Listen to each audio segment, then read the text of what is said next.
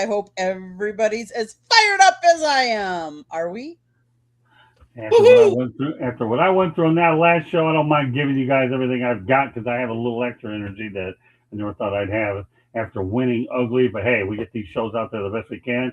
If technology gets us every now and then, well, so be it. It is what it is. I got a great Jeremy, cast what of hat is characters that? on tonight. What's that? It's my South Florida Tribune hat. Okay, I Yeah. wasn't sure. I was like, I never seen that one before, so obviously it caught my eye. Yes. Being a yes. company guy tonight. Oh, Danny! Good I thought we were evening. having. I thought we were. I thought we were having this guy on the show. Okay, No, Captain Danny Fuller. Not yet, but one day, probably on the baseball show quicker than anything that we do. Hello to everybody. Hello. Good to hello, see you, hello. Yoli. Yoli, here's your theme music I missed this morning. Why? I don't. Is that for Pac Babe? Yep, that's Okay. Yoli. Yoli Cruz. Hello. CRUZ. Hello. How you doing? That's my favorite Packer fan. What? Wait, what? Hey, there's a reason. That's okay. That's okay. I gotcha. You're my favorite person. How's that? I thought I don't know. I got way too many Pack fans. I got way too many Packer fans that I know, so it's hard for me to decipher. I'm not going to pick one over another one. That's okay. You don't. I mean, have I got Mark, I got Jason, I got anyone else. I got Candy up there. Exactly. Yeah, I can if I can get Rip the Packer fan on. I occasionally talk to these people still. But anyway, what's going on tonight, guys? How we doing? You know, I'm riding a high right now. I'm doing really good. My Wisconsin Badgers beat North Dakota tonight in the Frozen Four, so they're going to the finals. Versus? We don't know yet. Do we call that the Frozen Dance? Is that what the final game is in hockey? The Frozen Dance? I don't know what it's called. I think it's just called the National Championship. Yeah. I mean, right now, Michigan is up 2-1 over Denver with 19-12 in the second. Oh, God. All right. Michigan could be riding a high. Michigan could be riding an all-time high. So it could be another Big Ten championship then. Oh, is that why the show was quoted that way when I logged in?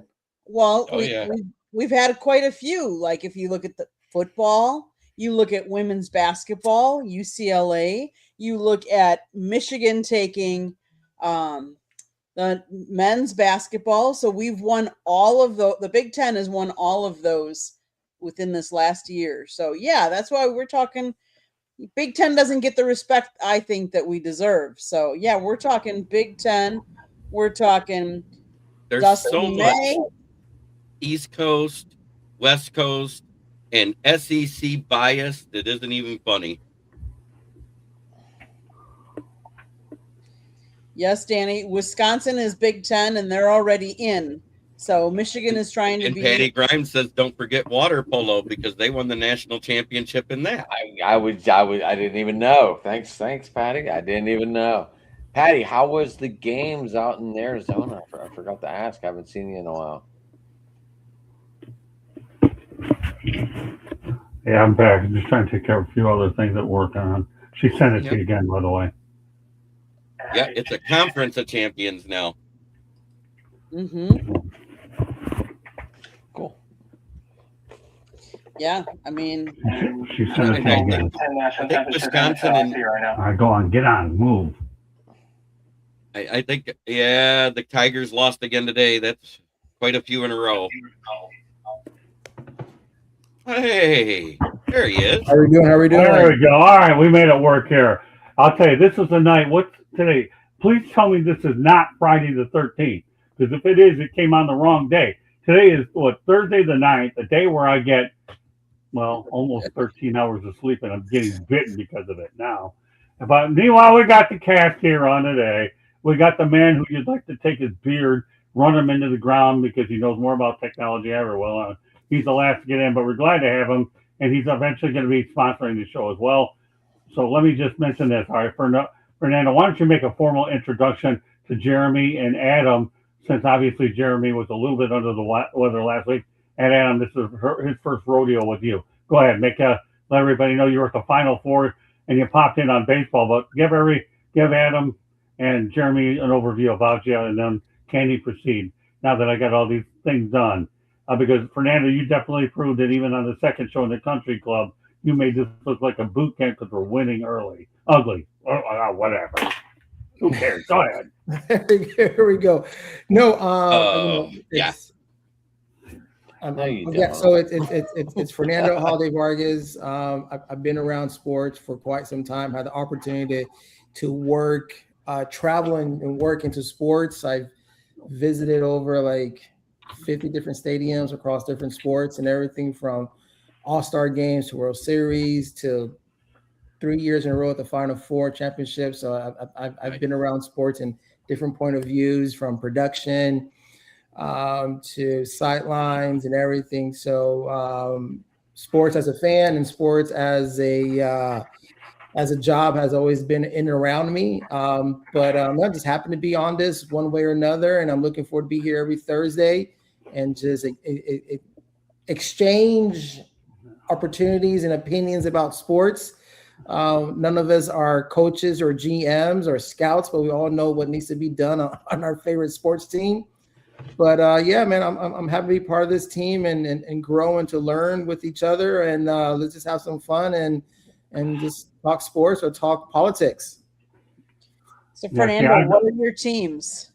So I'm a big fan of you are where you're from, or you are where your family's from, so none of this is gonna just make sense. I'm wearing a Marlins hat, but I'm a New York Mets fan. So we'll go with football Cowboys, baseball Mets, hockey Panthers, basketball default by the Heat. So I'll say this: basketball, I'm a playoff fan. Hockey, I'm a playoff fan. Football, don't follow it at all, but I still know what's going on. College, a couple of my high school friends went to the pros, and I follow them throughout. So I had great opportunities to see my friend get drafted by the Eagles and see him play with Michael Vick back in the day with the Eagles. So sports is along my journey, but now for me, I just work into sports. I want to get back into being a fan of sports now, and hopefully with you guys, my fandom will grow back into it, and hopefully with this community, I could be a fan again.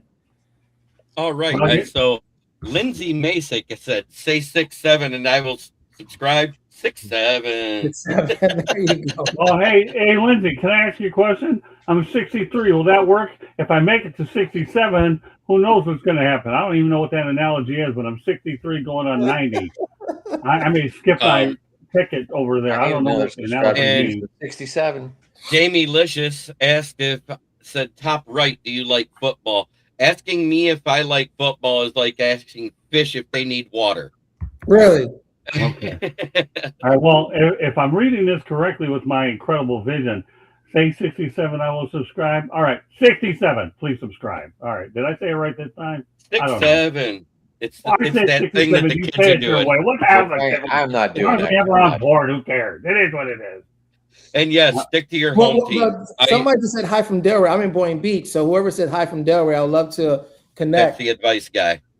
Oh, that's the advice guy. What is he advice on? What? On everything? Don't know. He's just he came in the chat and I see he's there. Advice.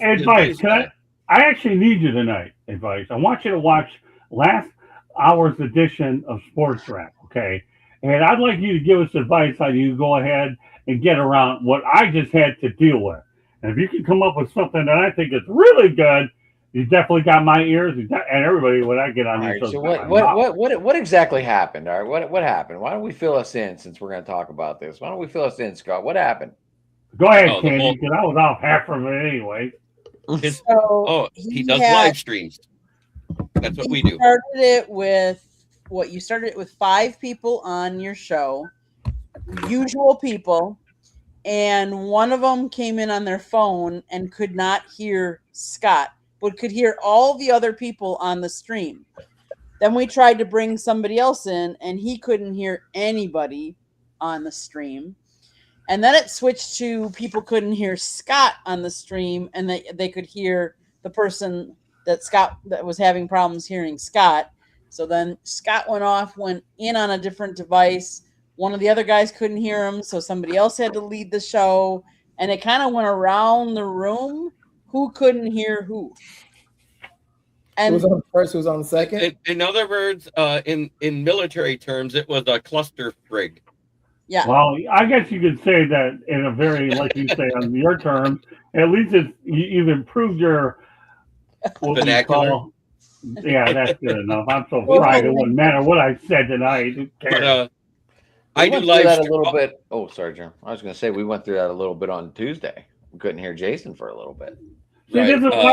This is why the country club is a good show. We get to air it all out, people. Not scripted. That's why Fernando fit in with this team. He couldn't handle boot camp with me, but he's in the country club. Thank God. So don't give me that. Scott didn't give me the show notes until like late. And I want to do my research. I want to confirm I got my points. I got my opinions. I have my stuff. Because at the last show, I did mention Scott's talks on theory. Scott doesn't talk Scott. He doesn't talk stats. he talks theory. You know what I'm trying to say? So it's I just want to take it serious and have my research and make sure I'm good to go. Well, let me give you some information, brother. Number one, I'm a communications major. Communication. Okay, so name me any part of math that's involved with communication, and I'll buy you a genius hat wherever you want to find it.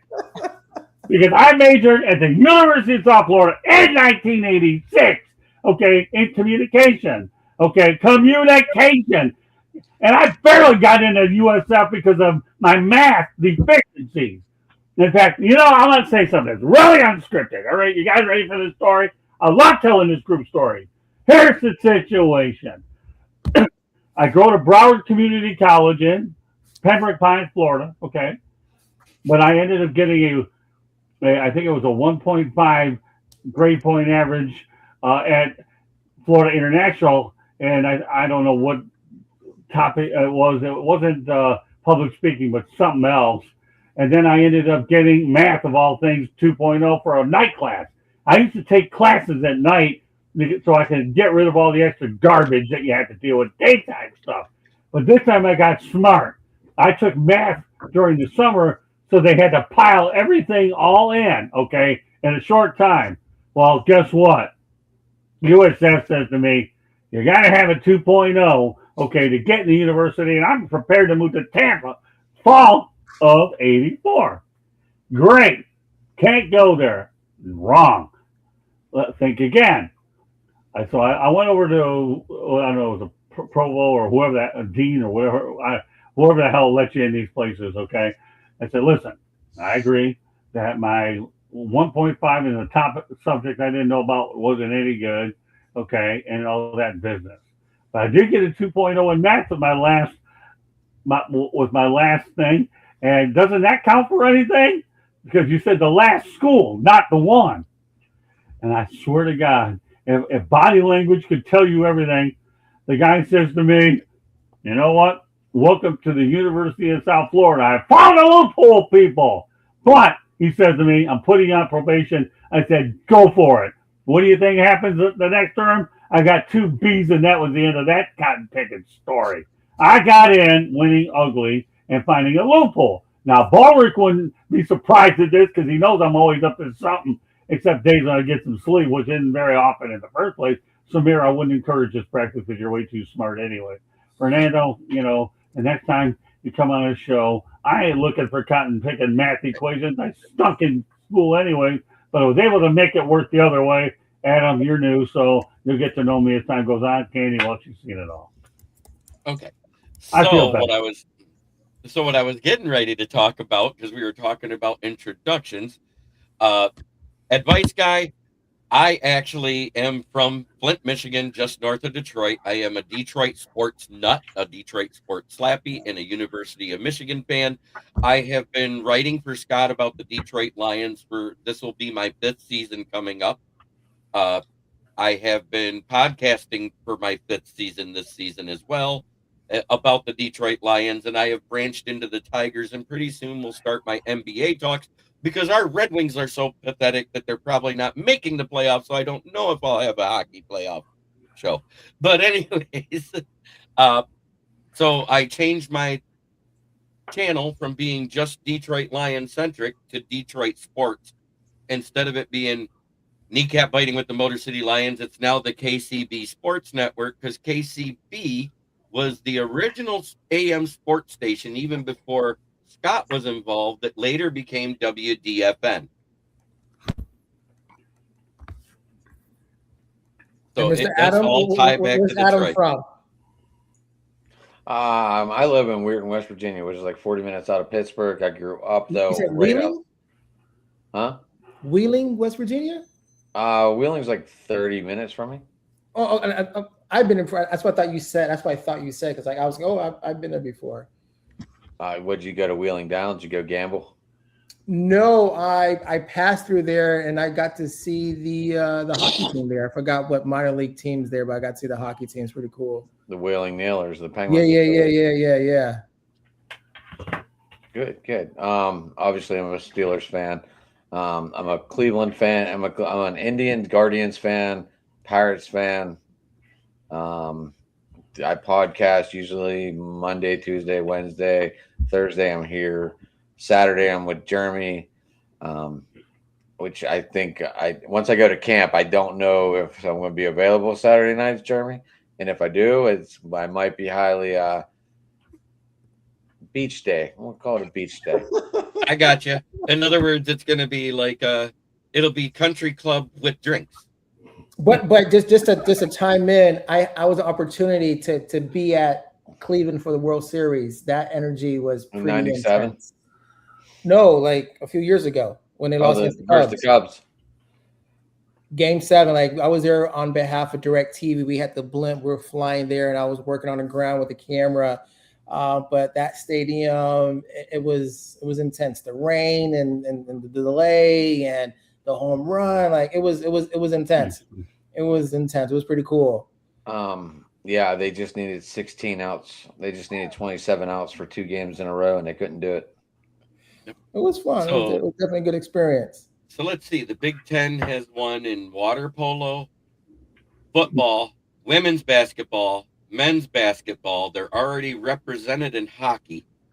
And it looks like they may even be well represented in women's softball and in baseball as well, because there's some teams doing really well that looks like they're going to be moving on into the regionals.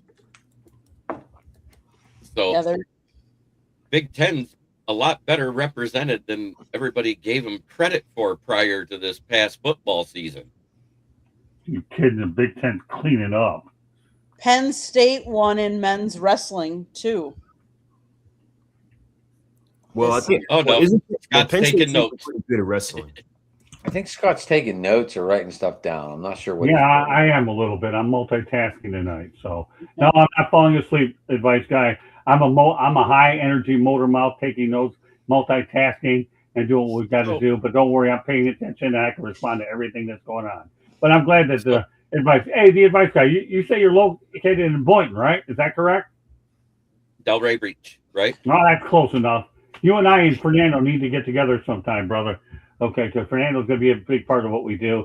And if you really have as much advice as I think you are, you and I, and we can get candy at night, it'll be a really interesting time. So, Delaware, I know what the hell that place is. So, yeah, let's do it. I'm not falling asleep, but I'm glad you appreciate my mannerism. You guys are anything but boring. That's for sure. I'm just curious. Does anyone think Oakland or Las Vegas takes Jeremiah Love instead of Mendoza? No. Why would they do that? To have a 1-2 punch like Detroit had with Montgomery and Gibbs. But they don't have the quarterback yet, so that doesn't make sense. They have someone that could wield. They have someone that could wield the fence right now. That would be absolutely ridiculous. No, they're going for Fernando Mendoza. If they were to take a running back in the top 10 2 years in a row, that would be absolutely ridiculous. So it won't happen. So I'm not worried about it. But so Roger Staubach is the only Heisman winning trophy to win, right? to win the Super Bowl. So, advice guy, let me know when you want to hook up. Fernando, do me a favor, okay? Since you're new on this broadcast, you make sure you get in contact with this guy, okay? I want you, because you're going to have new roles that'll be announced in the coming weeks, okay? With this thing, as you and I meet up on a show, probably hopefully next week before I hit Europe, okay? Get this guy's information, okay? And we're going to find a way to meet up with him. We're going to really I got a lot of things up my bag of tricks. As Candy will say, my bag of tricks actually remind of Canada. They go far and they go wide. Does anybody get the analogy? Maybe not. You're Donald Trump. Are we talking about the Rockies? Okay, so I throw the show off a little bit. It looks like Roger Staubach won the Heisman in 1963. Jim Plunkett won it with Stanford in 1970. Marcus Allen, well, he's not a QB. Doug Williams, 41 quarterbacks, Jeremy, won the Heisman from 1935 till 2025. I know. Quarterbacks are the most overrated position. That's why I'm thinking. I know, but I'm just saying these are the Heisman. Yes and no. There's three. Because you can't win without one. No. I just don't like how they will. Not every quarterback. Again, I'm sorry. Not every quarterback is like LeBron, who go right onto the field and just throw right away. I think you can. No team is going to take a number one and run them through. You know what I'm trying to say? Like they got to put them in, too many systems, different techniques, different schemes. Very few quarterbacks succeed. Quarterbacks are guaranteed 90% bust. Like it's difficult to put all that money into a position that 90% is going to be a bust. It's 68% that bust. That's the actual first round draft bust percentage. 32% of them succeed. That's why I'm asking. I mean, Mendoza was a one-year quarterback that won the Heisman, won the national championship 1 year. That's all you heard of this guy. And he's a transfer. And that's why I'm asking you if. Yeah, well, I mean, I'm not comparing apples to oranges, but you asked the question if they should go Jeremiah Love, and I said no, because Ashton Genty is already there. They just got him last year. The reason why Mendoza makes sense this year is because they just built the trenches in front of them and reinforced that defense that was god awful last year. Oh my God. Yeah. Well, and then number one, number two, you need a quarterback. And I feel like not every situation is created equal, but I feel like when you have a chance to get your potential franchise quarterback, those don't grow on trees. You go get them. But some of these teams have quarterbacks in their depth chart they're not using. So it's like some of them. NFL has no farm system. People forget you could trade for other quarterbacks. Right. Yeah, but you can, but at the same time, they like what they see out of them. And the kid's already been working out with Tom Brady. And then number two, I think you have to consider, and this is my opinion, quarterback development, I would say the last couple of years, not only on the collegiate level, but on the NFL level, is probably the worst it's been in a long time. You know what? You are 100% right. I've heard that. And you know why I can say that? You're 100% right, Samir. I've had several different athletes on Inside the Pitch, and Jeremy will tell you about it, that have said the exact same thing that you have. Melfar Jr., Samir, is adamant about that for sure. Yeah, look at Jeremy with that old Clint smile. That's because he's right, because he's heard these comments firsthand. But you were right. The quarterback development's awful. Yep. It really is. And I know. How many years did Brady wait for an injury to happen before he got his? One. It was in the beginning of his second year when I think Bledsoe got injured. Exactly. That's when it was. Here's the crazy thing. It wasn't the how many years did Rodgers wait before Brett Favre left? 3. Has that been? Yeah. See, Jeremy, you know what? There you go. So Samir, you know what? I'm sorry to interrupt y'all, but Samir, you brought up a couple of interesting points here tonight, and we've been talking about this all along. And I'm glad I'm really on this show now, so I can try to learn from the last one. But although I never will. But here's the thing. Yeah, no, don't mess with me, because I know you'll get away with it. Don't worry, I got ways to mess with you a little bit later. And you'll enjoy every bit of what I'm going to hit you with, Adam. Just stay tuned, brother. But here's the thing. Don't worry. I'll tell you, you got my attention now. I'm not writing anything down. I'll finish later. because I just all wanted it to is tell is Michael bad. Johnson that I saw his comment. That's why I was giving the thumbs up. Oh, Good that's friend of okay. mine. It's good. It's all good. So getting back to what I was saying, and on a lot of my previous football shows, I've been saying that every quarterback should sit 2 or 3 years, no matter what. Period. At least you have to find the perfect bridge quarterback that you have to do to break these guys in. You don't put them up to fail right away. Unfortunately, all these coaches are stupid. They don't understand it and they don't figure it out. They really don't. But Samir, you're dead right. Period. What else do you want me to tell you, pal? Yeah, Okay. well, I was going to say not every situation is created equal. And to add on what you said first, you have the quarterback talent in development isn't as good as it is. And then you have every team is desperate to find a quarterback. That's how you end up with guys like Zach Wilson going second overall. Right. That's just one example. Anybody could have told you that J.J. McCarthy was not a first-round quarterback. Eddie Prather says, a.k.a. Michael Penix. The Michael Penix situation is different. The issue with Michael Penix was never his arm talent. It was his health. And that's why before the draft, he was mocked in a lot of drafts to be a projected second-round pick. But, of course, he ends up going 8th overall in what was a bizarre set of events. But that's another discussion for another day. Yeah, but you're right. A lot of times, Samir, and I just got done covering the Senior Bowl. You follow me? So I had an opportunity to talk to different people there. There's a thing between taking for need, as Jeremy knows, right? You follow me? And you take for need, and you fall in love with the guy, whether you think it's worth, you reduce it to a 50% crapshoot is what you do, or the obvious guy. But the draft is no exact science. It just isn't. Why do you think I don't really, frankly, care about mock drafts? I don't care. You know why I don't care about mock drafts? I'd rather go out here and put my comments up that I was able to get from these players and let you go ahead and figure out the player. Because here's what happens when I interview these people. Okay, and that's this. One, you get an idea for what's in their head. That's an interview, something we should learn on when it comes to interviewing. You find out what's in their head mentally, okay? Then you find out what's in their heart. And where a lot of these talent evaluators don't get it right is because they miss one of the two.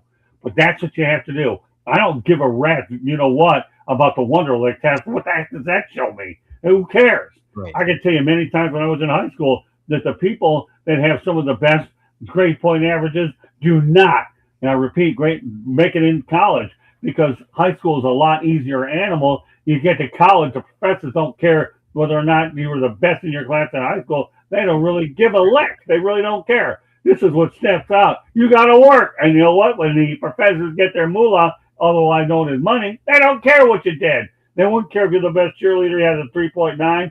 Big deal. Let's get to the big leagues people, at least at the time in academics, college. Then we find out what it separates. And one other story I want to add to this that is still pertinent, Samir, and hang with me, guys, okay? I'll never forget the time at USF that I went out there and took an English class, okay? And this guy, his name was Professor Colonel K. All the guy did at the time, mind you, in 1985, people, I don't know how many of you guys were even alive then, but, you know, we had 24 people in our class, okay? And one of them was an English teacher. And you know what? But I got a heads up on this professor because my editor over at the Tampa Tribune had him too. So I knew what I was getting into. I was getting into a hornet's nest with this guy. So anyhow, I ended up getting a D- on my first paper. D- as a dog on my first. That was one of the highest grades in the class. Oh, this is going to be an interesting 16 weeks. I know it, man. It's going to be rotten. And we had an English teacher in the class. You know what happened? I told the professor I hate his guts. He didn't like me either. Anything surprised? No, back then I was wild as I am now at 63. But let me continue the point. I'm almost there. Hang in with me, guys. Because this is all part of the draft thing. That's why I want to bring this up tonight because the story is timely. So hang with me on this one, please. Okay. So my next grade was a D. Well, we're getting better. At least we got the minus out of the way. D plus, C minus, B. What do you think I got for the Samir, what do you think I got as my final grade for the class, Samir? So you got a D minus, D minus, D plus, C minus, and a B minus. B minus. Okay. Well, what was my final grade, Samir? B. Hey. Fernando? C plus. Okay, Adam? I said A. I wish. Okay, it's not that. I wish after what I went through. I I'm thought going you to were say gonna. a I thought C, you were a gonna tell me you solid turned it C. around and got I- like a A+ on the final, and that's where your final grade was.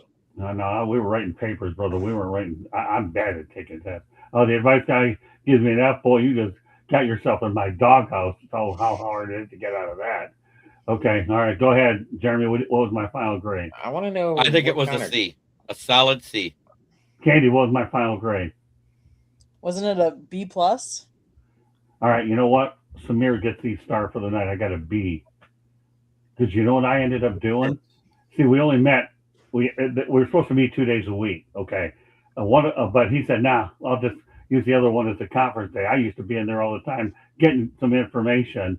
Okay, from the guy, and he graded on improvement. That's the story I wanted to bring out in this whole story. And what you're going to see in the draft process is when you go ahead and look at the Senior Bowl. You follow me? You know, you have all kinds of different coaches, scouts, and everything, and that's what I live. Jeremy, the whole idea is get your butt down there when the time comes. Senior Bowl's an experience that everybody should get to. Samir, if you want to get there, or of course, what's his name? Fernando don't need that. That's too small of an event for him. He just goes to Final Four. But the Senior Bowl will teach him something about journalism, just messing with you. And Adam, I'd love to have you along with me. The Senior Bowl is arguably one of the events I really love doing because I've had enough contact to last me into April, which has worked out well. I just wanted to share that story so you understand evaluation and how people in that field do. And Colonel K, I told him, I hate your guts. I don't like you either, but you know what, Colonel? I love you. Hey, you know what? You're not so bad yourself because you're a great student. But I gave him a hug. And hold on. That was the end of that. Is an experience as well too. I have my friend who went to University of Georgia, got drafted. In his senior class, I got the Badgers autograph. I got LeGarrette Blount autograph from Oregon. That was a pretty cool Senior Bowl over there in Mobile, Alabama. It's a great experience. We'll get you up there. Don't worry. I'm just messing with you right now. I've been there already. Hey, Scott, man, where you've been, I've been there too. Oh, have you? I've Good. been there too. You want to go back? You want to go back and take pictures? Let's do it. All right, we'll make it work. Yeah, at least you're local. You have to work. You and Candy get some sponsors. We'll get them to fit the bill. We don't care. So, you with me, Adam? I got a surprise for you. Candy, put those two pictures up about the right now, and then we have something for Adam. And then next week, when we're confident in our technology, ever heard of him? Dusty May? I got an actually picture with him. You can get the one with him. I heard about this. They got Chloe. How do you like that one? That was last year in Tampa. That's a good one. Yeah, you got one of Dusty and I. Candy only had all week to figure it out. No, I do not have one. Right, I don't have one on my phone, so. Okay. So, well, you know what? She'll have it on next week's edition of Fire Up. I had an interview with Dusty May at one time at FAU, and also did one with Corey Close. We were just going to the nuts and bolts tonight. So, but at least you got. Sorry, Jeremy. I know you're the co-host of the show. I'm not helping it matters any out tonight, but that's okay. I'm trying to get to the point where I do have the list of all the draft attendees that are actually going to the NFL draft down there. Right, you can put that up for us, Candy, and I'll read through the list. This one? Okay. Yep. David Bailey, Reuben Bain Jr., Mansour Delane, Caleb Downs, Kendrell Falk, Colton Hood, Makai Lemon, Jeremiah Love, Francis Mawagawa, Caden Proctor, Caden McDonald, Averill Reese, Ty Simpson, Sonny Styles, Carnell Tate, and Jordan Tyson. It's only 16. I feel like in years past, a lot more guys went. It was only 11 that showed up in 24. Oh, is that what it was? Oh, yeah, it was 11. Wasn't that the one we attended? That's the one we attended in Detroit. Yeah, we did pretty good. Didn't we go ahead and do pretty good there, Jeremy? Why don't you summarize your experience of 2024 now that you brought it up? Well, at first, I sat back and listened because, I'm a Lions guy, but I paid attention. I do pay attention to the NFL. Scott heard me break down the picks as they came in when I do my because I did my podcast live while they were drafting. Right. And so I got to see him network and meet some people and do a couple interviews. And then when we were in there, And it finally came. What time was that? 11:30 when Terrion Arnold finally got up there. Right. And I tried to get a question out and got cut off. I tried to get another question out and got cut off. And I got Terrion's attention. And how I did it was I went and pulled out that old drill sergeant type of voice and sounded off louder than everybody else and got his attention. He goes, "Yes, sir." And I said, "So what did you learn during that 4 weeks that you were benched back last season with Alabama?" And he talked about the perseverance he learns, the lessons, and what he did wrong. But the big thing is that he learned is that he never wanted it to happen again in his lifetime. Hello, Mrs. Vargas. How you doing? Welcome to the big show. I see you. I'm not Ray Charles. I'm not blind. I can see it. Get in here if you're going to get it. Do it the right way. Get her in here. All right, there you go. Your husband and I, okay, Candy and you, we're going to hang out a little bit. We got a lot of things we're going to work on. So glad you made your appearance, and don't worry, you won't be the last we ever see you. How do you like that? There you go. I know how to win. I know how to go ahead and wave too. Go ahead. What else did you see? Me going out there and taking care of Mel Owens, right? I got him right away. I said a couple interviews. I can't always remember the name, Scott. Yeah, well, Mel Owens was a big fish, sister man. We did good. Yeah, I know. And I said you had a couple of interviews, and that's how I learned how to ask a question is what I was getting at. Oh, that's okay. I like giving Jeremy a hard time. Wait till I get him to the senior. I know. I don't like it. Never mind. Huh? I don't. Never mind. Jeremy, I'll say this. He's. I always make him speechless. All I say about Ballrick, he's come a long way. He's good. He's in the book, for God's sakes. If he wasn't in the book, he wouldn't. If he wasn't good enough, he wouldn't be in the book. Lessons from the Microphone, which Candy's going to give you an impromptu station break to promote it. Okay. South Florida Tribune Publishing Company published a book, Lessons from the Microphone, Tuning in the Enduring Wisdom of Visionary Leaders. It is written by Scott, the Motor City Madmouth Morganroth. Talks about his 40-plus years in the business and how the business has evolved. Go get your copy today. It's available on Amazon, Barnes & Noble, Kindle, Google, and Apple Books. There's also a link on our website, www.southfloridatribune.com.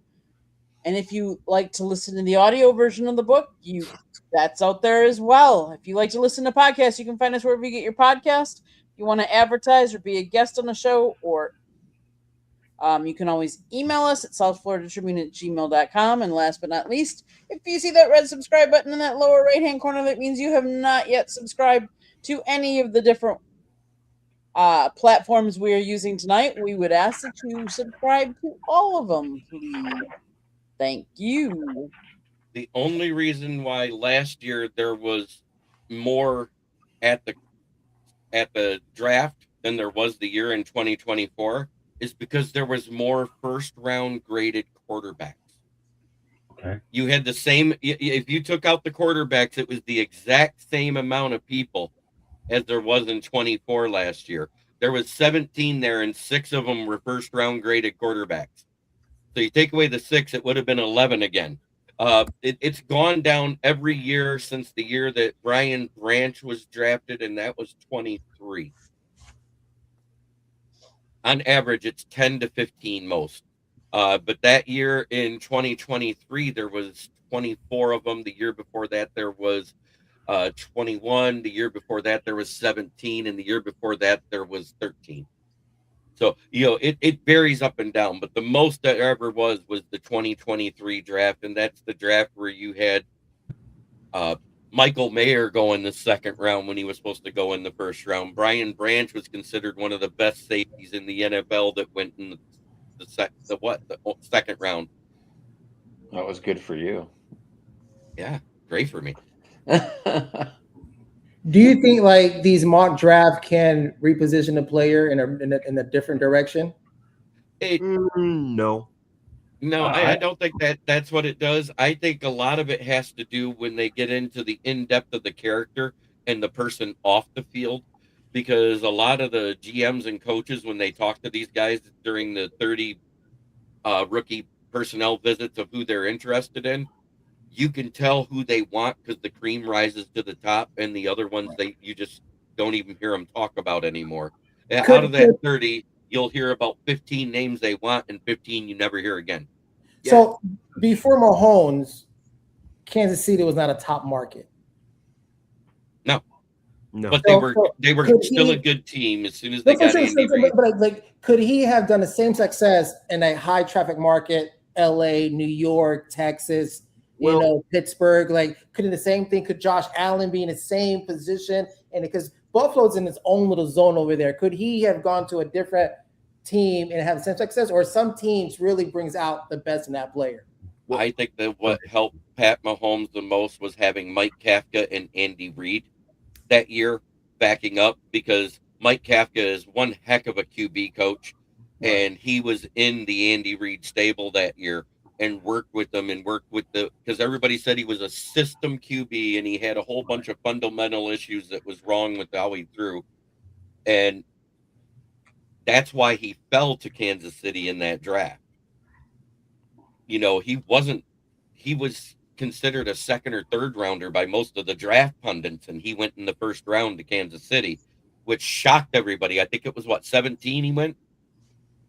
Yeah, the Chiefs moved up, went and got him. Right. So they moved up to 17 to get him that year, because if I remember right, they were in the AFC Championship with Alex Smith the year before. Right. No, they had lost to Tennessee in the wild card. Oh, it's the wild card. Okay. They won their division. They won their division, but lost in the first round. But still, they were up there and they moved up.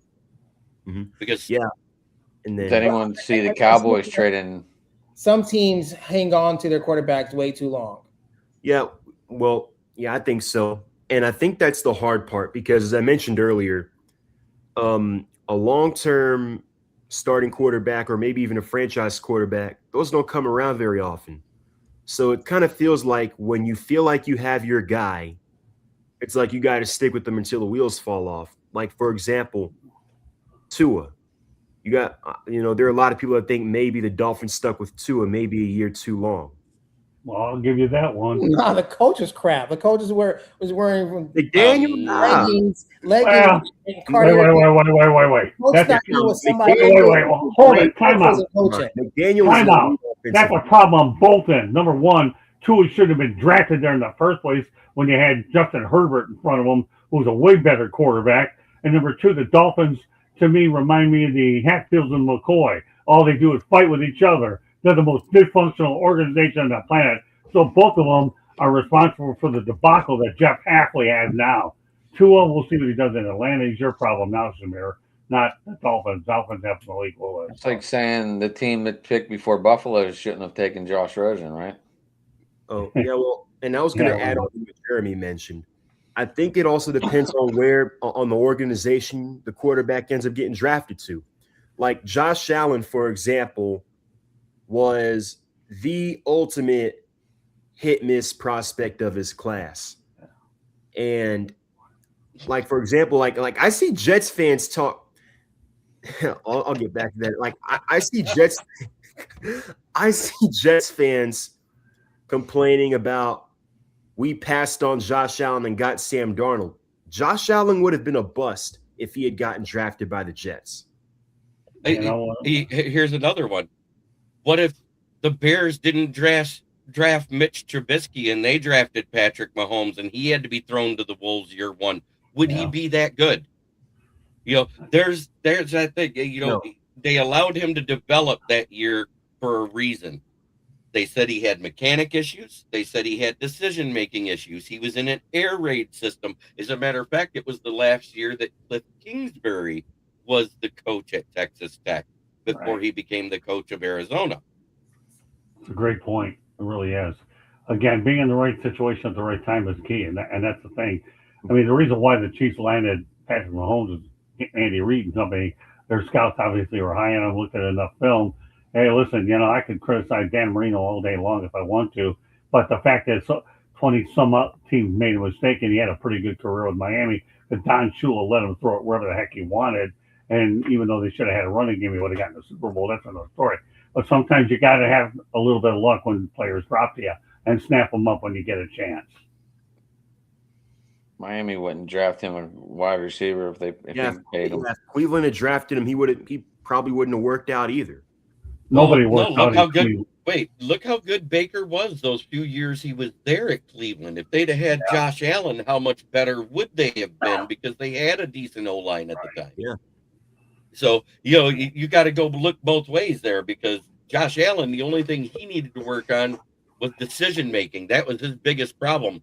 And setting his feet right, because he liked to throw off his back foot a lot his rookie year. That's why he had so many picks. Good point. Yeah, I think it's all about situational. Why do you think Tom Brady dropped all the way to where he did? I mean, you don't know where your next hidden gem is going to come. You don't. Yeah. Well, that's why I'm not so big on drafting quarterbacks steadfast in the first and second round. Don't tell me that about Joe Montana. All he did was get drafted in the third round. Tell me how that worked out for the 49ers. Right. Well, yeah. I don't want to discredit him, but he had that's because he's from Western PA. He did have a super team. Exactly. He was playing with a bunch of Hall of Famers. Well, a lot of great quarterbacks came from Western PA, didn't Jim Kelly? Well, that's what happens when you're coach good. They had Bill Walsh. Come on. So what? The guy drafted in the third round. Yeah, it worked out well. He everybody he had around him and everything else. Wow. All you did, Jeremy, was validate my point. Thanks. Yeah, Bill Walsh, you picked a guy out of Notre Dame. Notre Dame hasn't won anything anyways in years, but Joe Montana rewrote the record books and obviously appeared in Super Bowl 16 at the Pontiac Silverdome. I mean, give me a break. That's what you're talking about. Some of these guys got to land up in the right places. Yeah. 100% is why Brady dropped. Yeah. Funny thing, Daniel Jones, Sam Darnold, everybody gave up on him. They go to a different system, different coaching, and they excelled. Remember, nobody wanted to. I mean, you can add Geno Smith to that list as well. Geno Smith didn't start for almost a decade from when he left New York, and then he got his gig in Seattle. And he got the turnout with the Raiders. Again, nobody works out there either. No, that's because nobody works out with Chip Kelly. What are you talking about in the NFL? Exactly. There you go. Yeah, that's why he's back in college. Maybe he can. He works at Northwestern trying to turn journalists into football players. I think that's what he's at now, isn't he, Jeremy? Wait. I want to put that up. Put that comment up by Dom again, because I actually know the slowest 40 times, and Tom Brady's 40 time was not that slow. You want to know why? Because I know that the fifth slowest time in the NFL Combine is a 5.86, and the slowest 40 time is a 6.06. So Tom Brady ran a 5.12. Which is slow for a QB, but it's a QB who's a pocket passer. You don't expect him to be anything. Well, I think another example you can use is Drew Brees. Remember, he didn't play well initially. They draft Phillip Rivers, and then he has a shoulder injury. The Chargers basically dump him. Gave up. Sean Payton takes a chance on him, and he's a Hall of Famer. Yeah, what you're forgetting, though, is Nick Saban wanted him in Miami, and that led to his early exit out of Miami, and he settled for Joey Harrington. Go figure that one out, Samir. Put the pieces of that one together. Yeah, the Nick Saban wanted him. I thought was going to kill it. Joey was my favorite quarterback in NCAA and playing college football on a game. I enjoyed. I agree with you. Well, hold on. You want to go that far? I saw Joey Harrington hold it, destroy Arizona, and I gave the play-by-play, because I was covering the Lions and Arizona Cardinals over at Sun Devil Stadium at the time, and I gave the actual thing and told my buddy Bill, I won't mention the last name, here, look what Joey Harrington did last night. And Bill took the stuff, and the Lions ended up drafting him. It didn't work. I was 0 for 1 when it comes to picking a draft pick. It didn't work out. But the only reason it didn't work out was because Joey, is the coaching that he had around him that ruined him. It wasn't him per se, because I think Joey Harrington, in the right situation, his situation would have turned out far better than it did. But then you have like Troy Smith of Ohio came out as a quarterback and excelled as a receiver. The slowest 40 time was Regis Crawford, an offensive lineman. Other remarkably slow times was Isaiah Thompson, who ran a 6 second, Teron Dorsey, who ran a 5.99, Palani Mason, who ran a 5.86, or an Orlando Brown Jr. that ran a 5.85. So there's your list. All right. All right, just to give you a preview a little bit on fire of what we're going to attempt to do next week, is I got Coley, the UCLA basketball coach, have a good soundbite we're going to put her on for next week, and we're going to track up some Dusty May stuff as well when he was at FAU. I had a chance to work with Dusty for a couple of years, and it was good. And also, God willing, we'll be able to get some baseball stuff on there. I want to get Miles Straw on here as well. I know there were some people that like this guy, so Candy's gonna work on that tonight. The only thing that held us back on the technical stuff was what we had before, but those are some of the things that y'all can look forward to next week on Fire Up. So the only other thing on the NFL I wanted to point out is that I actually did something I never did before. This is my first year doing it. I did my own top 25 prospect list. These are my rankings. They are not reflective of any other pundit out there. Number 1, Avril Reese. Number 2, Fernando Mendoza. Number 3, Jeremy Love. 4, Caleb Downs. 5, Sonny Styles. 6, David Bailey. 7, Francis Mauagawa. 8, Ruben Bain Jr. 9, Mansour Delane. 10, Makai Lemon. 11, Kenyon Sadiq. 12, Jordan Tyson. 13, Carnell Tate. 14, Monroe Freeling. 15, Vega Ione, because I am not going to try to say that first name. 16, Jermad McCoy. 17, Caden Proctor. 18, Akeem Messidor. 19, Spencer Fanu. 20, Dylan Dieneman. 21 is Emmanuel Pregnon, the guard out of Oregon. 22 is Emmanuel McNeil Warren.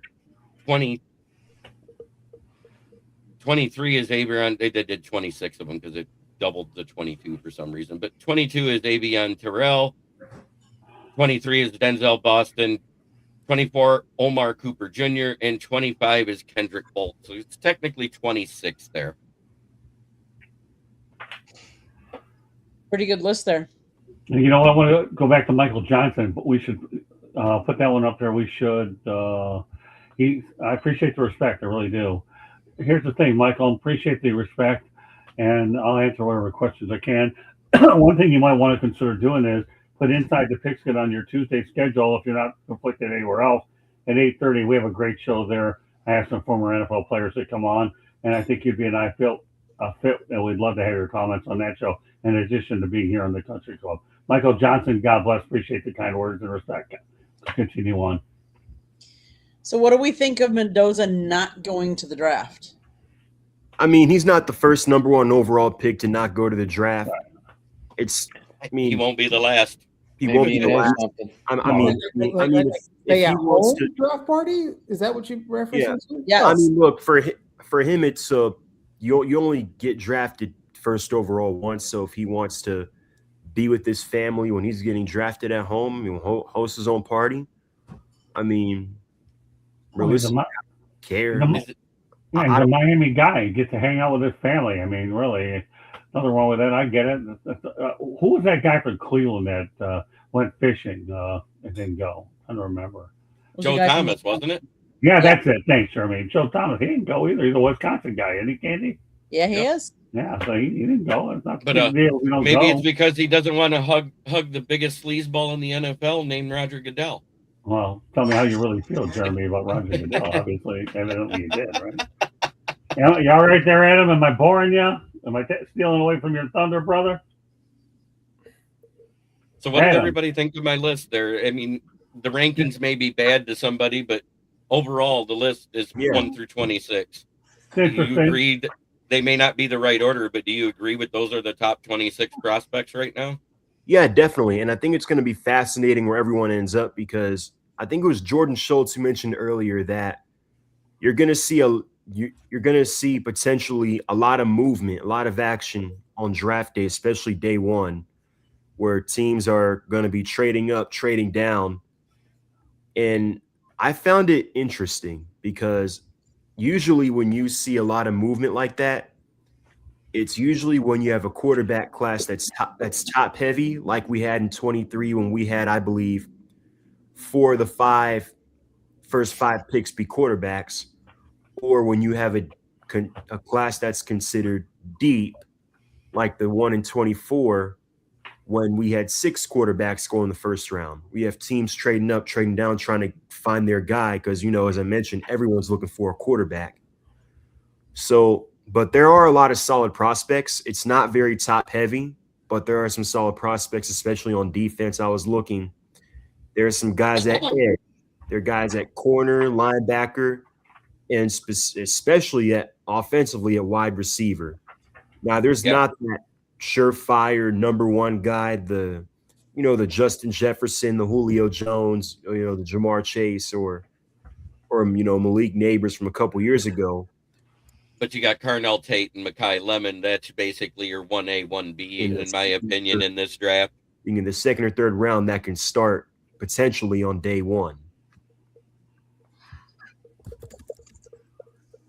Even Denzel Boston is decent.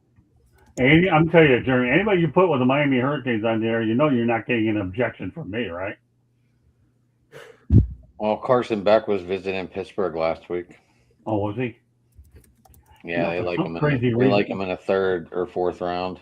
You know what, Adam? I think that definitely is something that it would intrigue me. That he's one of those guys that in the third or fourth round with the right coaching from McCarthy is a very safe pick for him. I would definitely like that move if he wound up in Pittsburgh. I still think we go with Will Howard. That's my opinion. Well, you're still going to go with him anyways.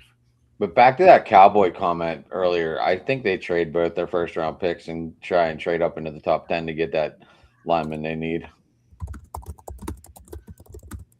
Hey, Candy, make sure on next week's show you get a little bit comment on Ruben Bain in there as well. These guys are going to salivate when it comes to what I had to ask them. I got 3 or 4 good questions of the Ruben Bain, and hopefully y'all will enjoy some of the Ruben Bain comments on him. It was an interesting game, the pro day. And then I caught an opportunity at the very end, and Ruben was fantastic. See, I'm giving this poor girl a lot of work on her show, which is supposed to be laid back. But we have some good hay before draft day. That's why I'm trying to appear on more of your shows. Well, NFL, I'll come out occasionally, but now we got Fernando in there. That's okay. He's going to fit in with y'all really well. I'm probably going to be at the draft on that Thursday. Oh, yeah? Okay. Okay. Are you covering it, or are you just going to go? I think I'm just going. I'm going to hopefully going to be able to hang out with someone being flown in by the Niners. So we'll see how that works. What was that crash? Okay. I'm not nervous about the tackles at all because I watched their drills, and most of them did really well. The only one that I thought actually failed at his drills a lot, especially on the turf, which makes me think he is not an indoor dome guy because, it was in Indy at Lucas Oil Field.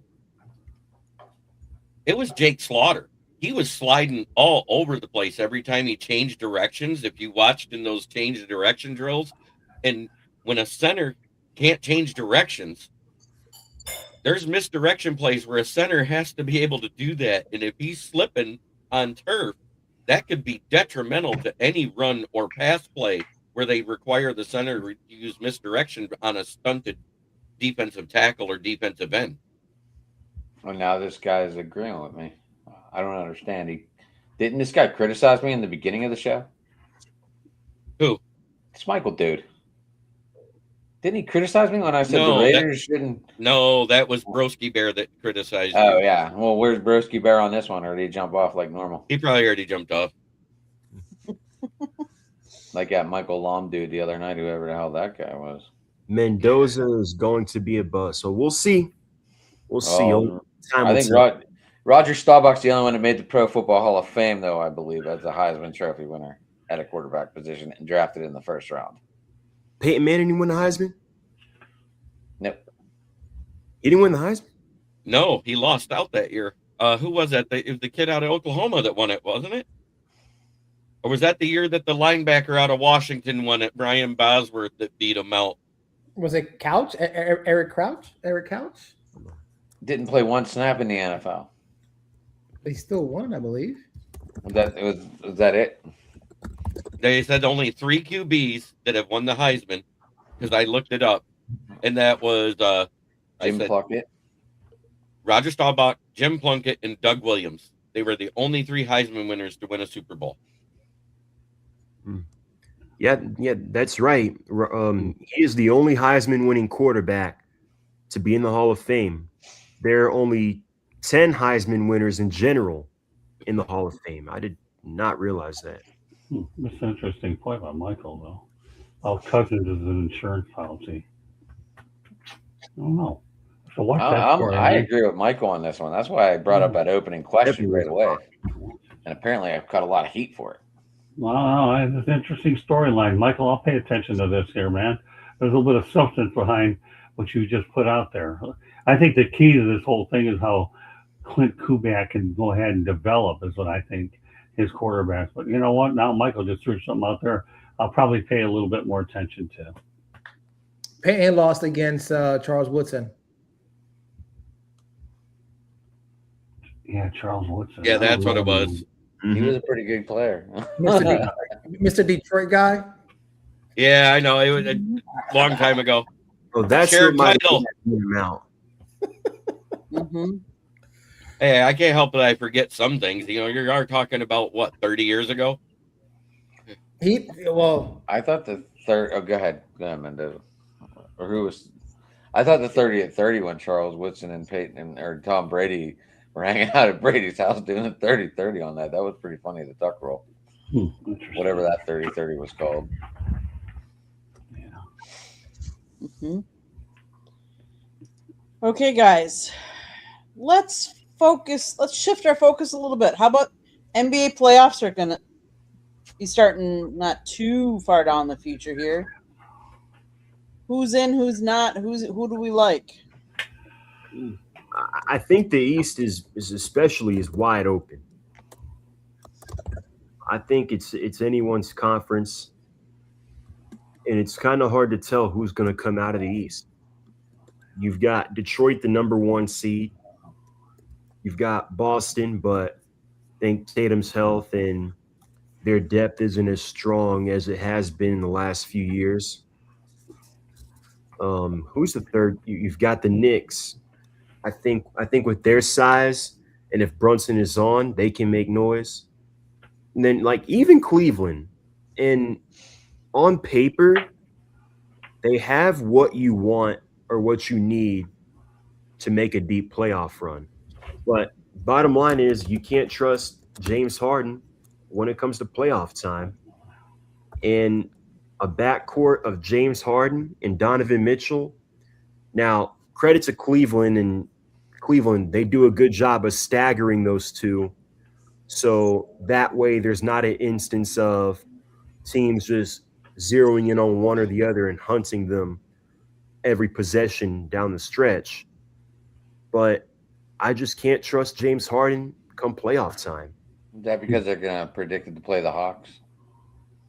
Well, our issue is that, I was going to get to the Hawks in a little bit, is that we're undersized.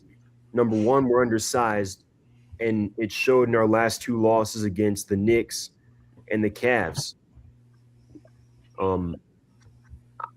So I don't know about the East. And then about the West, I think at this point it's between OKC and San Antonio. Now, San Antonio obviously gave OKC a run for their money all season. They swept them, as a matter of fact. But if I were to make a prediction, I gotta go with the number 1 seeds. I gotta go with Detroit, and I gotta go with OKC. Now, a sleeper team, if everything goes right, Cleveland, if Harden actually shows up in the playoffs, could make some noise. How did Golden State go in? I'm just Googling it, and they're not doing well. Under 500. The thing with Cleveland is they can either make a run, or if they get a team like Atlanta in the first round, they can end up going home in the first round. Well, at least you hope, right? The issue with Atlanta is that they're undersized.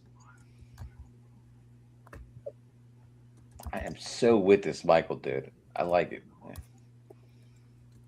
I'm not putting on my but I don't. Yep. I like I said earlier, I would go with Jeremiah. I love to have the 1-2 punch in that backfield. That's just me. I know we're talking basketball, but the Timberwolves. Okay. I think it could come down. There's 2 teams that I think are dark horses in the West, and I think it's San Antonio's one, and the other one's the Denver Nuggets. Oh, definitely.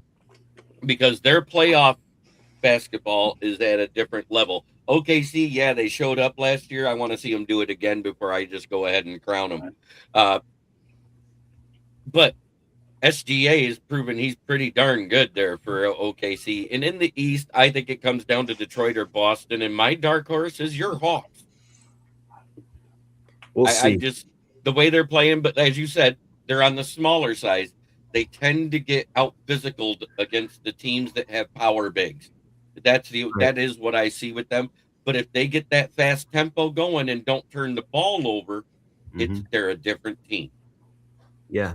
Well, yeah. Again, the two things concern me about the Hawks. As you mentioned, the lack of size. And then we also got to figure out how to close against these teams.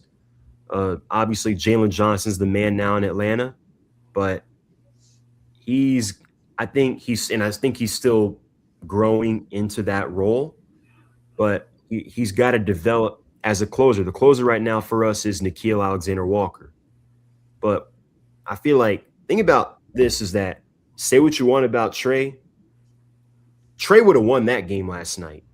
I'm just letting you know right now. Trae Young would have won that game last night. But I think Jalen Johnson, as I mentioned, is growing into that closer role. If he can develop into that and learn how to put the team on his back, I think they can make noise not only this year but in the future. Anybody else? Basketball or no? Yeah, I actually will give you a prediction. I'm not going the dark house road. I'll simply give you the finals. Fair enough. I'm going with Pistons all the way. They're looking awfully good. And now you get Cade Cunningham back. And they won without this guy. They're awfully good.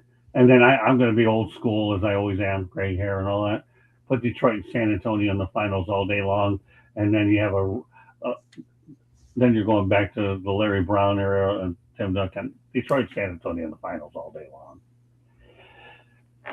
Who you want for a winner? I'm not going to go that far. I'm just going to give you two. Oklahoma City, great. They got their ring. They got their championship. But when the Seattle Supersonics, they'll be down to one banner. The Sonics will get their banner back. That'll be another story. But Oklahoma City, I don't see it happening twice. Boston, maybe they are, but I don't know. Detroit's playing too good. Yeah, Boston not this year. No. If Detroit gets 2 more wins, they hit the 60 plateau. Yeah, I hope we don't leave Robert Horry. That was good. I like that. Oh, it's funny how you bring his name up. I'll never forget the time when Dennis Rodman was traded over to, I think, was Houston, and the trade never went through because of medicals. And that Robert Horry, and I can't remember who the other player was, they were sent back to Houston. It was too bad because Horry was a heck of a player. I'm drawing a blank on that one, but Robert Horry was one of the players that was involved in that trade. They were, and amazingly, I was at the game, and they were in street clothes, but unfortunately they went back to H-Town. Okay, let's shift our focus over to MLB. Let's talk about what your team. What do you guys feel about the ABS system? I like it. It's been a hit. I like it. I love it. I think it's fixing a lot of problems that we have seen with inconsistent strike zones. It's been able to fix some pretty glorified bad calls that even on the base paths lately. So it has given the player power. It gives the pitcher power too, because if he sees that he made a strike and the guy calls a ball, hey, use it. Well, more importantly, it holds bad umpires accountable. It holds the umpires accountable. Yeah. Because now we're going to get to that skinny about who actually calls the correct balls and strikes better. Yeah. I'm ready for all robots, Dom says. Yeah, Sabaruki's back in here. Are they keeping it for playoffs too? I heard they might be. That's still up in the air. They're trying it out for the regular season, and if what they're saying is that if they got all the guys that make the correct calls all the time judging, guess what? They don't need it as much then, because if you got somebody. If it's to where they got guys that are 90% accurate or better, then they won't need it as much in the playoffs. Because that's going to be the cutoff now that they're using the ABS. I just I just can't wait till it's a 3-2 count in the bottom of the ninth of the World Series, and we got to go to ABS to see if it's a ball or a strike. Yeah, I'm with you all the way there, Adam. I really am. That's an excellent point. The only thing I'll say about the ABS system is growing on me. If my co-host on 108 Stitches Baseball Talk, Barry Foote, says he's starting to like it, then I'm going with my man Barry. And for those of you that don't know about 108 Stitches Baseball Talk, I have Barry Foote, former New York Yankee, and he's played in the game a lot, as well as Warren Brewster on there. I'm waiting for Adam, okay, to come on that show to hang out with Barry, and that's something we're going to work on, Adam, right? At some point when we get back from Europe, because I've already talking privately to you about Barry, so we got to get you on Monday night even for 15, 30 minutes, all right? I'm working on it. I'm working my angles. Adam, you got to just work with me, all right, brother? I'm here. I know you are. I'm here, but I hate all this heavy ass. Oh, work is just kicking my butt lately. No, it's okay. Well, we're glad you're on here hanging out. I'll keep coming on these from time to time, but Candy and all you guys are doing a great job. Go ahead, Candy. Done. So what I find interesting is, obviously, if you don't know the rules are each team receives 2 challenges to start the game, and only batters, pitchers, and catchers can challenge a call. If the team wins the challenge, they can keep challenging. Okay. If a team challenges incorrectly twice, it loses its challenges for the rest of the game. So here are some of the numbers going so far. As far as batters challenging the ABS, there's one player that's challenged 4 times. He has been successful all 4 times. Really? Yes. Ivan Herrera. Marcelo Zuna, 3 challenges, 3 successful. Mark Vientos, 3 successful. Aaron Judge, twice, both successful. And I can keep going down the list because there's a whole bunch of them that have been successful. Kyle Schwarber, he's 4 for 5 successful. Jose Altuve, 3 for 4. Bregman, 3 for 4. Trout, 3 for 4. Yeah, the one that Schwarber got wrong, it was kind of funny because he was crowding the plate and he thought it was inside and jumped back. So he said he wanted a challenge.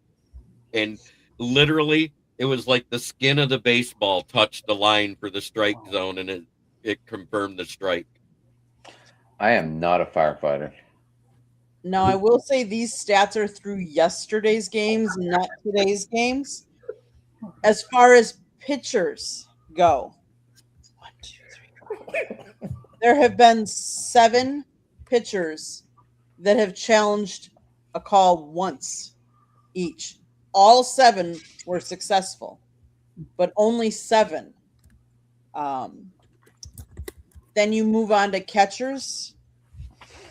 The catcher with the most, there's 1, 2, 3, 4, 5, 1, 2, 3, 6 that are at 100%. But JT Realmuto has challenged 5, and all of 5 were successful. Mitch Garver is 4 for 4. Rafael Marchin, 3 for 3. Danny Jansen, 2 for 2. Adley Rutschman, 2 for 2. And Jefferson Quero, 2 for 2. And then it goes down. Yeah, that's CB Buckner. He's really good at this game. Yeah, right. I know where you're going with it. That's awesome. Yeah, I'm with you.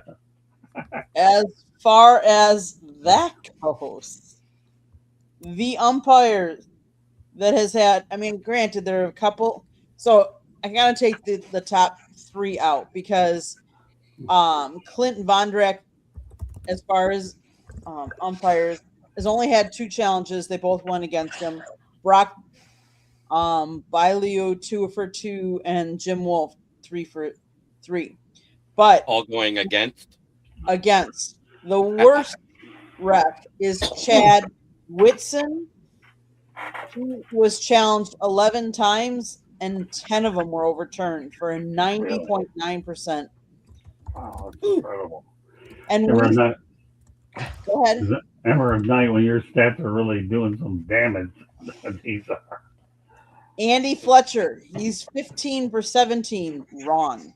Chris Segal, 14 for 17, wrong.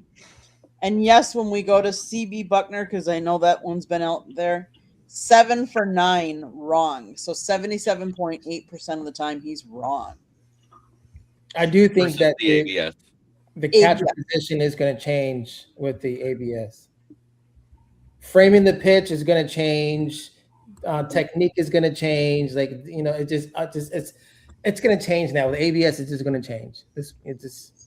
Greg Maddux cannot be in this era right now. And yes, that is Dirty Dom that's there in the chat. Dom DeRubis that used to be a part of Inside the Pigskin. Mm-hmm. Yeah. Yep. I just thought those were some interesting numbers, so that's why I wanted to bring them up. And it's interesting. Some of the teams have challenged more than other teams and are more successful as well. But I think it's the timeliness of it. There was a pitch the other day, and you could tell it was 4 inches too low, but there was nobody on, nobody out, and the Tigers were leading at the time, and this was versus the Cardinals. And there was a ball that almost hit the plate before it got to the catcher. And the umpire went up with a strike to strike out Kevin McGonigal. And he goes, and the catcher looked at him, he goes, "You're not going to challenge that?" He goes, "Why? What good is it going to do? It's just going to get me on base for the next guy to get out." So save the challenge for when it's something on the line. Exactly. You know what, Jeremy? That's an excellent point because I see some of them are being used in the first and second inning. Unless you have to do it early, wait till the latter part of the game. Now, if it's like the first out and you got a man on second and third and it's a 3-2 count and they call you out and it should be a ball, heck yes, I'm calling all right, that that's a different argument because that's the man in scoring position that gets you home. But I'm talking about don't use them all up early. Right. Leave one for later in the game, and if you need one somewhere else in the game, I'm validating your point, and that's right. Jeremy. But what I think is great about it is we're talking about a rookie in MLB. Right. Could be aggressive. It's not easy. You're not easy to score. And now when we're going extra innings, the man on second base now. You know, so I think if you can score early and get it out the way, a win's a win. Players on. But like nobody on, there's already 2 outs, and it's a strike that doesn't mean anything, and you got Power Alley coming up behind you, and there's a chance that guy might hit, but they hadn't been hitting. Like someone drops a fly ball and he gets a second pitch, it's a home run. You know what I'm trying to say? So it's like, right.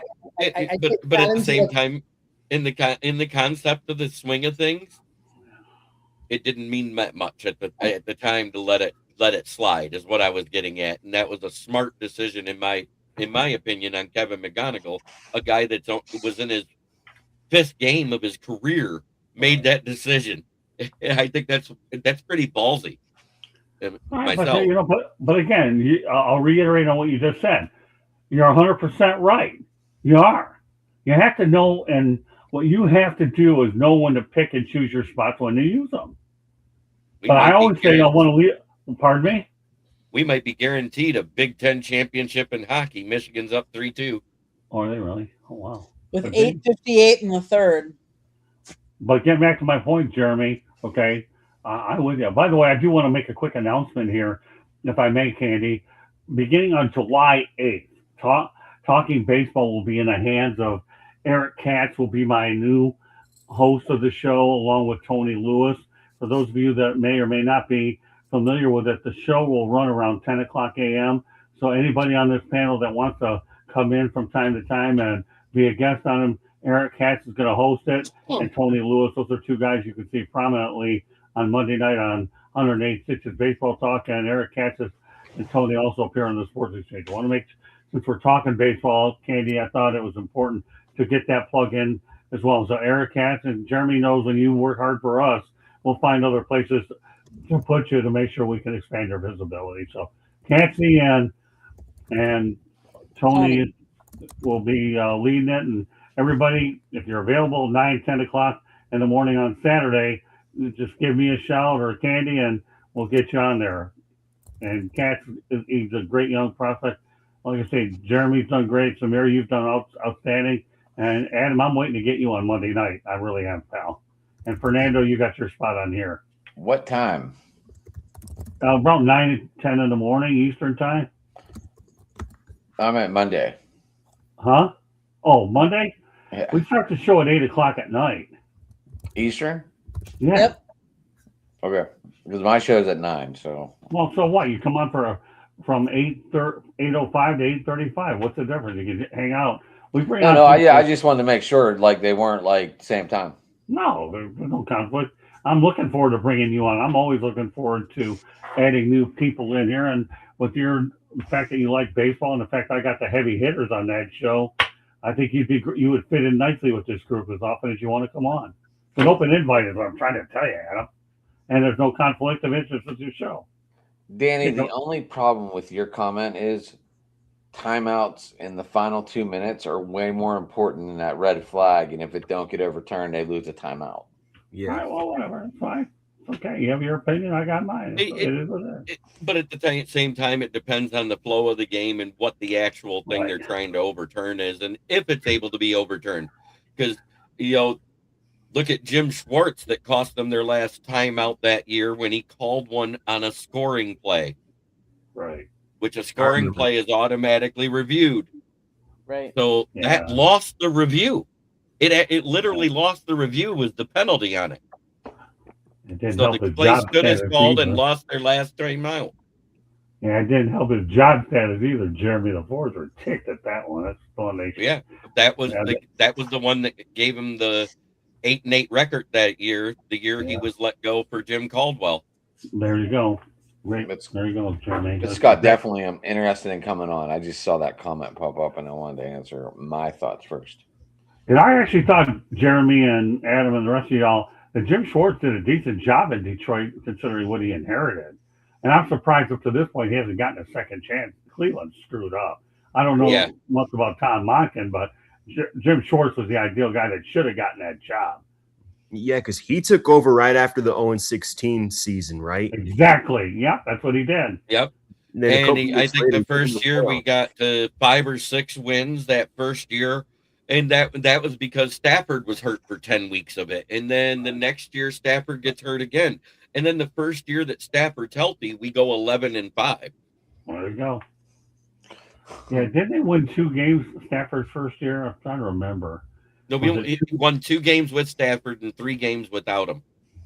Oh, okay. I didn't know that. Okay, I wasn't sure. It was a 5 years. You think I'm going to debate you on Lions knowledge when that's your primary gig? I'm all over the national map, Paul Rick. I know you are. Yeah, if there's ever a Lions authority that I know better than you, let me find out who, because I'm putting you at numero uno on that, Paul Rick. Me, I'm just all over the map right now with all the things I do. All I try to do is land big names on these things like Dennis Maruk on Thursday night. We're trying to land Peter Mahavlich as well, although we had some technical issues with him, but we'll get him on sooner or later. As well as some big names across the network that I'm working on landing even more of. So, but Paul Rick, I handle Lions. You got to throw the other name out there, Scott. You got to name the bigger one, the big fish. Who's that? Bobby Orr. You're working. Yeah, we're working. Yeah, but that one I was talking to Santos. We're working on that one 2, 3, 4 months down the road. But Bobby Orr is definitely one that Mike Santos is convinced he could probably get him on 1 or 2 times. But I'm trying to. But that's a big fish we're working on. I'm working on a lot of big names as I continue to go ahead. And I'll be stepping back a little bit for some of these shows as I find the successors so that I can work on the inside and the admin stuff. But I'm not in any hurry to do that. But I'm finding people that are going to go out there and take my place if I need a night off once in a while. And I found it in Cody Speak tonight in hockey. And, of course, Eric is going to do his thing and Tony on Saturday. Everybody's got a shot. Jeremy co-hosts with Candy. I mean, come on this show. Man, he's done a tremendous job with it. I think it's time for my turn. Okay. And Adam, I'm going to let you start out. Gotcha. Well, I was excited. Connor Griffin got his contract, so he's going to be here for at least 9 years. Have Penguins or Pirates just lost their 5-game winning streak yesterday, and they lost it in dramatic fashion, 8-2. Let's see. Penguins with the win tonight clinched their playoff spot with a 5-2 win over New Jersey. Then we have obviously the draft. Steelers are having numerous players in, and I hope they go wide receiver, but that's just me. And that's where we're at in my town.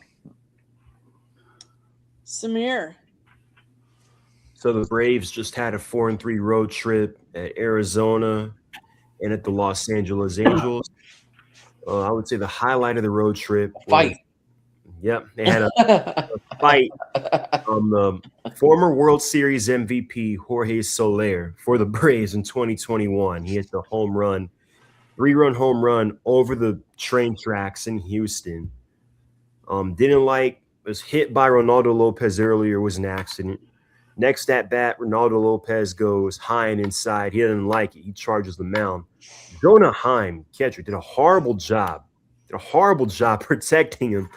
Well, break the whole play down first. I mean, this goes with the throw over the back, the stolen base, looking like nothing's going on. Then all of a sudden, he throws high and inside. Goes to the backstop. They steal a base. They try to throw the guy out at second. He's safe. And the next thing you know, I see Jorge Soler and Ronaldo Lopez just throwing punches. And then Walt Weiss comes out of nowhere, and Walt Weiss and one of our backup shortstops comes out of nowhere and tackles Jorge Soler. So he gets a 7-game suspension. Ronaldo Lopez gets a 5-game suspension. He's only going to miss 1 start. What else? The Hawks have lost 2 in a row, 2 pretty winnable ones against the Knicks and the Cavs. They've got the Cavs again in Atlanta tomorrow night. Donovan Mitchell's out. Jared Allen's out. And I think they've got a couple more guys out. So the magic number for the Hawks is 1. If they win one of their last 2, they lock up a top 6 spot for the first time since 2021. Or if they get one more loss, since the Sixers lost tonight, they need one more loss from both Charlotte and I think Orlando. But they're better off just taking care of their business tomorrow night and winning. I'm happy. I'm actually happy for Steve Holman Sr. He's going to get more than cover regular season games. Good guy. Yeah, for the Falcons, starting right tackle Caleb McGarry, surprisingly but also unsurprisingly, retired. He signed a 2-year, $30 million deal last offseason. Missed all of 2025 with the season-ending knee injury suffered in training camp. And at age 31, he is following a trend of quite a few offensive linemen this offseason and decides to hang it up early. They signed Jawan Taylor immediately after. So good luck to Caleb McGarry. We wish him the best. Good luck to not getting called for false starts with Jawan Taylor and his leg twitch. We just had a whole year of that with Elijah Wilkinson. So, and now that he's not a Chief, he'll be called for it. Oh, he doesn't have that Chiefs tax either. So, right. Fernando, what's happening in your town?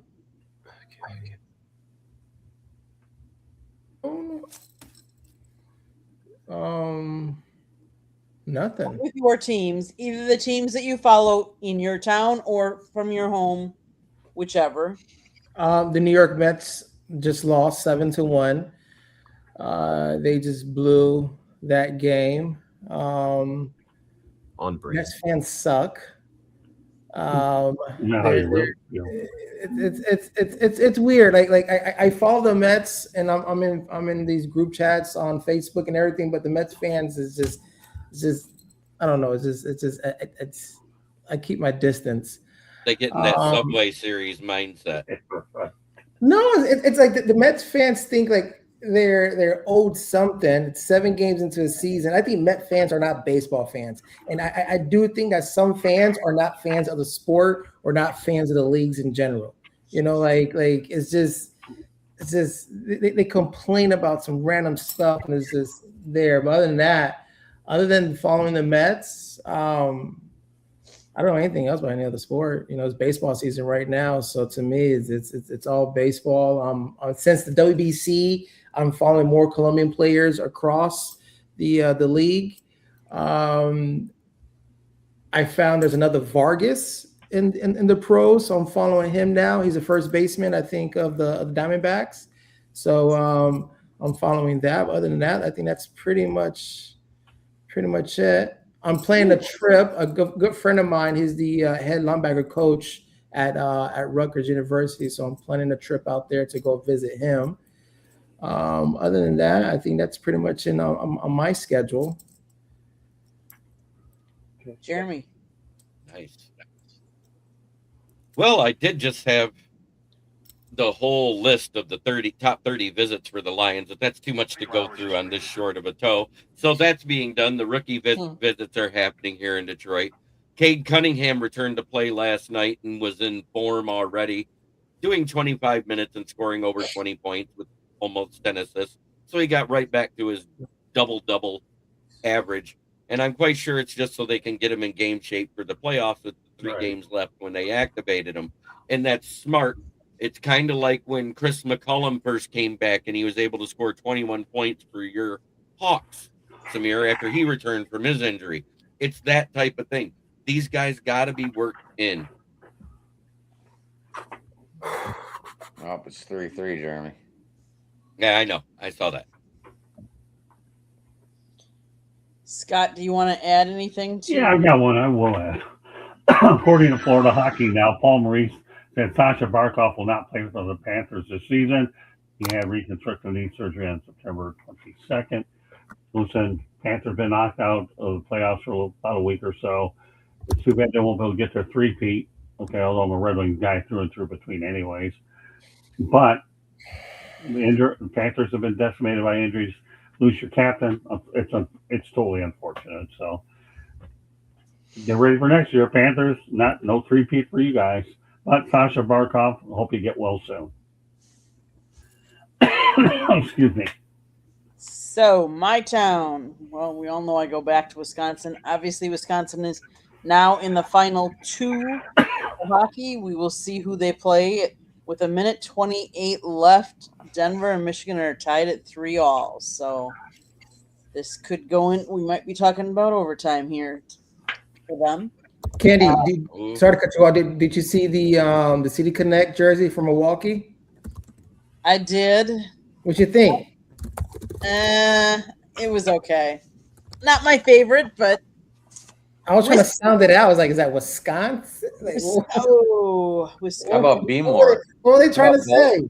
I thought Baltimore's was horrible. It says B-more. That's local. That's local.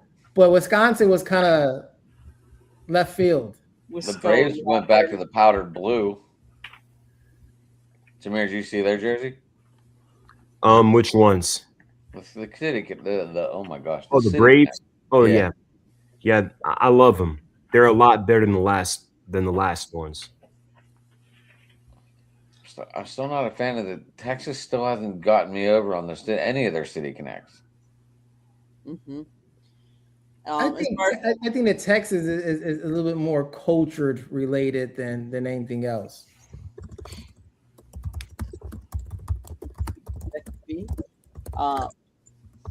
As far as the Bucks, I think you are seeing the last of Doc Rivers. He has said that he has 8 grandchildren, and he's kind of tired of not, going to their schools and spending more time with them. So I think this will be the end. It'll be interesting to see who the Bucks will hire. It'll be interesting to see what happens with Giannis. This could be ugly. I don't know. The Brewers are doing okay. I'll take it. They're first in the Central. As far as the Packers, well, it's status quo right now. Let's see. End of third, tied 3-3. If the Bucks had any Yep. sense at all, number one, Doc Rivers, he's already on the wall. He's gone. If Bucks had any sense at all, bring back Adrian Griffin. Okay, bring back the guy that you shouldn't have fired in the first place. I don't know why they And own it. That's what they should do. So I don't think they're smart enough to do it, but they should. Go ahead. in college hockey, it's what, continuous overtime, sudden death, or is it one overtime and then the shootout? I I do have not no know. idea. I don't follow it that much. One would hope it should be 5-on-5. That 3-on-3 stuff doesn't work in the playoffs. That's what happened with the Olympics. I wouldn't do it. You need to go 5-on-5. I don't mind 3-on-3 in a shootout, but 5-on-5 is the way the game should be played. Oh, no question about it. Oh yeah. Now, Overtime if it ends up rules- 5-on-3. Overtime rules in the NC2A men's hockey tournament are similar to other postseason formats in which teams must play in endless 20-minute periods until a good goal is scored. Okay, There are good. no shootouts in postseason NC2A bracket games. Well, that's what the NHL does. Good. At least the colleges got that part right. NHL does the same thing too. Right. There's no, That we there's no just said, shootouts. There's no shootouts in hockey. not for in the the playoffs. playoffs. You're right. Any other topic anyone wants to bring up? No, I'm pretty much done for the night. Okay, with that being said, Samir, how can people find you? You can find me on here every Thursday night on Fire Up. You can find a lot of my content on my X account, which is displayed below. And you can find a lot of my writing content on the South Florida Tribune's page. Thank you guys for tuning in. I'll see you next week. You bet. Candy, right, you can fit in another station break too at the end if you want to. I will. I let everybody else. Fernando. Yeah, Samir, you're great. I'm proud of you, man. You've done a good job as a writer and as a broadcaster. Good stuff, pal. I'm one of your biggest fans. Thank you. Welcome. Fernando, how can people find you?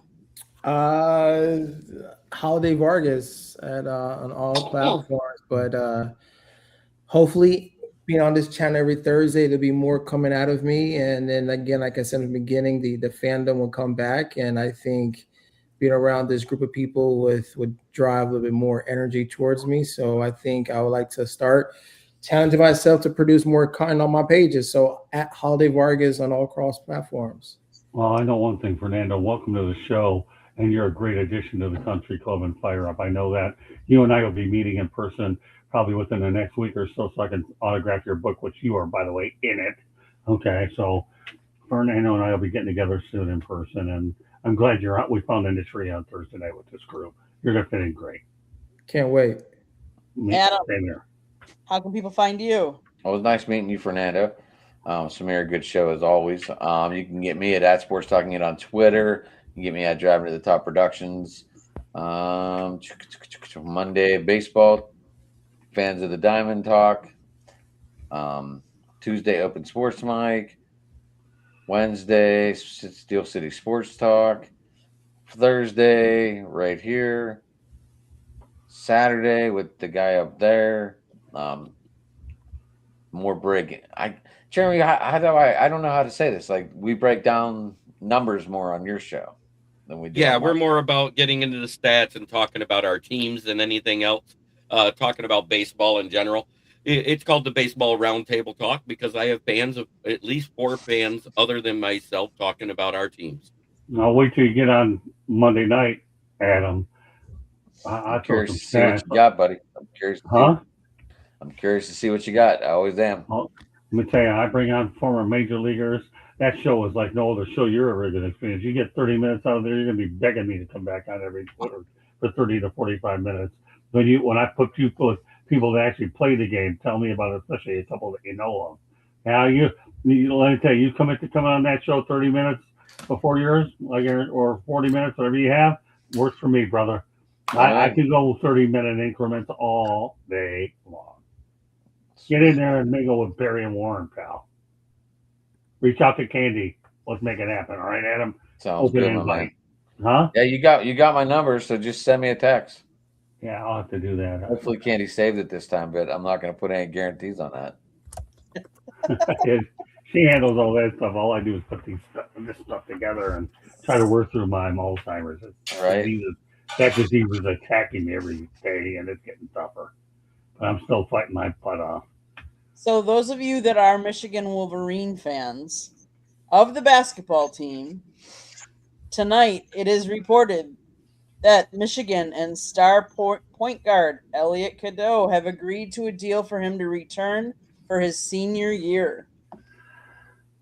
Just so everybody knows, keeping you up to date. Well, actually, they snapped up a guy from Tennessee too. Their center.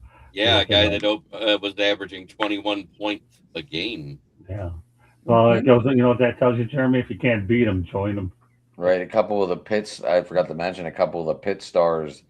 3 of their starters just got into the portal today. Yeah. Watch out. Jeremy, how can people find you? Well, you can find me right here at the South Florida Tribune channel every Thursday night on Fire Up, and occasionally wherever Scott decides to plug me in if I'm feeling up to it. Exactly. You can also find my writings on the SouthFloridaTribune.com underneath the contributors' writings, underneath the Motor City Tribune heading, where you will see all my writings about the Detroit Lions. And then you can find me on my channel, which is the KCB Sports Network, where I am live 6 out of 7 days of the week, unless I'm a guest on Sunday, and then it's all damn week long. Yeah, breather. You can find Ballrick in the book too, right, Ballrick? Page 155, paragraph 3. I knew you weren't going to forget that. Just make sure you don't forget it in your final feel like you did tonight. I had to remind you. No, you didn't have to remind me. I'm in.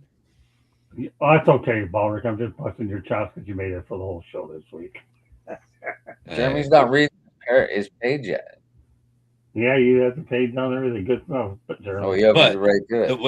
The way I like to end this show before she does the station break to close us out is try every day to be a better person than you were the day before. It's the only way to make the world a better place. It starts right here.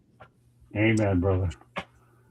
With that, South Florida Tribune Publishing Company published a book, Lessons from the Microphone, Tuning into the Enduring Wisdom of Visionary Leaders. It is written by Scott, the Motor City Madmouth Morganroth. This is the book that Jeremy was talking about. He was telling you what page his name is on inside the book. Scott wrote it. Got to read it. It's available on Amazon, Barnes & Noble, Kindle, Google, and Apple Books. There's also a link on our website, www.southfloridatribune.com. It's also available in audio format, so go get it on the audio if that's your cup of tea. And if you like to listen and audio is your cup of tea, we put all of our podcasts wherever you get your podcasts, so go check it out. If you want to advertise or sponsor a show, or you want to be a guest on one of our shows, you can always email us at southfloridatribune@gmail.com. And last but not least, if you see the red subscribe button in that lower right-hand corner, that means you have not yet subscribed to whatever channel you're viewing this on, because it's being streamed to 3 different channels right now. But we would ask you to subscribe to all 3 of the channels, if you would please. Everybody here is sharing their time, so please go out and help them out as well. If you like to listen to baseball Monday nights, 108 Stitches Baseball Talk. If you like to talk football Tuesday nights, Inside the Pigskin. Now Wednesday night, put it all out there, right, Scott? You never know what he's going to be talking about. He does a Motor City Madmouth show. And then he does Sports Exchange, and the topics are all over the map. Yeah, and when I say that literally. Like he talked about Russia and Japan last night. You got to go listen to the shows. Just tune in. And I come up with stuff so incredible. What do you make this show? It's that wild and bizarre. Go ahead, Cam. And then preceding this show is the Sports Wrap, which is either soccer or hockey. And it just depends on what guests he's got lined up for each night. And then, of course, the Country Club, the Fire Up. So turn on your notifications so you're always notified when any of the programming goes live. You don't want to miss any of it. And last but not least, I would like to thank everybody that has been in the chat room tonight. Well, we've had quite a few. Thank you all for tuning in. And next week, we'll be back. Same time, same channel. Thank you. Have a great week, everybody. Thank you so much. Thank you.